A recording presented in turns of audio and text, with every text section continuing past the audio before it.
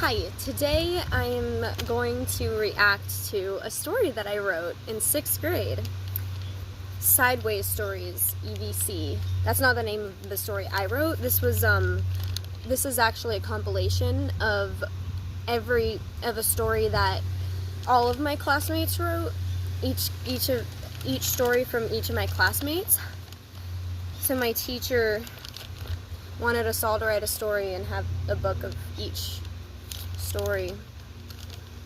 So my story is about a killer clown.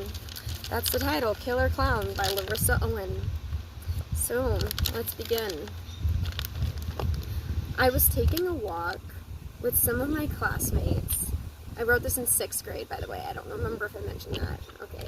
I was taking a walk with some of my classmates. We saw a house that looked cool, so we went inside. At first, it seemed like a nice place. It had a tetherball court, an indoor swimming pool, arcade, basketball court, and a zip line. Yeah, I would go to a stranger's house if it had all those things, honestly. Nicole and Eric were downstairs playing basketball. Everyone else was upstairs in the arcade.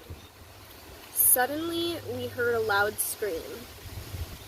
We went downstairs to see what happened. Nicole and Eric were lying there dead on the floor. Cut right to the chase. After eating some pizza, I went downstairs to go swimming. Wow, that's crazy that my reaction to two of my friends dying was to eat some pizza and then go swimming. That's concerning. I'm surprised my teacher wasn't concerned. Angela, Luciana, and I caught a clown chasing Robbie, Ken, and Alex with a knife. Ken threw a baseball at the clown. It hit in the head. That's I don't know. But somehow the clown was perfectly fine. He was furious though. He started to chase the kids again. Finally, he caught them and stabbed them in the heart. This was gruesome. Oh my gosh. They had tried to run, but they were too scared. Like, people were just casually being murdered. Angela tried to kill the clown with an axe, but he took the axe and chopped her head off. Okay, it keeps getting worse. We put Angela's head in the refrigerator. I spoke too soon. It got even worse. What should we do with the body? Luciana asked me. I don't know. Let me think about it. I'll be right back. I have to pee, I told her. I walked into the bathroom, and it says back room, but I know what I meant, and saw the most enormous toilet I've ever seen. It was about 10 feet tall and 6 feet wide. The toilet had stairs to lead you to the seats. I spelled seat wrong. Or did I? Right after I finished using the bathroom, I ran out and found Luciana sitting on the couch eating ice cream with her hands. Everything about this is just so random. Like, this is like some sort of bad dream, I swear. What the heck are you doing? I asked her. I got hungry, she replied. Yeah, I can see that, but why are you eating with your hands? Luciana is such a lazy kid. She told me the spoons were too far away. They were 5 feet further than the refrigerator. Well, anyways, I figured out what to do with Angela's body. It's concerning how unfazed we were with people dying. We should flush her down the toilet, I told Luciana. Luciana looked at me as if I were a lunatic. Larissa, toilets are too small to fit a body in it, Luciana responded. Normally it would be, but the toilet here is huge, I explained. Okay, but can I do the honors and flush her body down the toilet? Luciana asked. Fine, here's some gloves so you don't get your hands covered in blood, I replied. We walked into the bathroom and Luciana started crying. That toilet! It's so beautiful, she said in a whiny baby voice.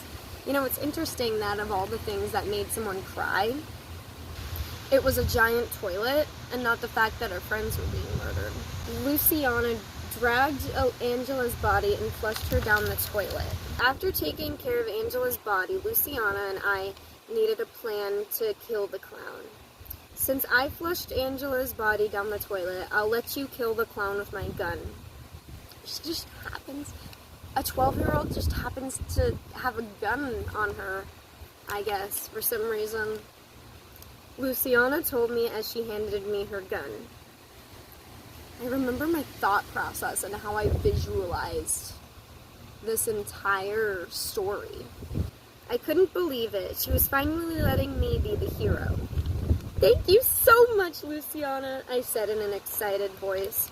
It took us 3 hours to find the clown. Wow. He killed the friends pretty quickly, but then when we were looking for it, it took us 3 hours.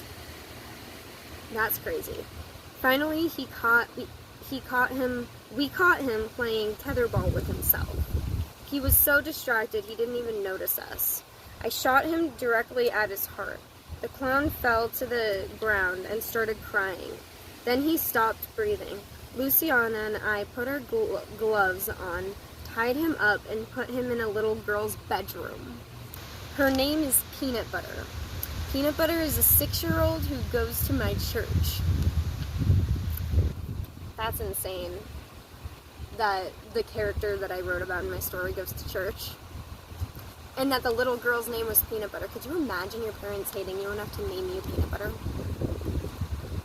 Okay, the clown scarred her for life. The next time I saw her, she was crying. It was the most adorable thing I ever saw. And that's it. And then she wrote the same story, but different. But wow, that is crazy that, the teachers were not, concerned. But that was fun to look back on. That story was, I remember it was really fun to write. Me and my friend kind of wrote it together a little bit. And that was just a fun class. That was really fun. Anyways, thank you for watching. And goodbye. Happy summer.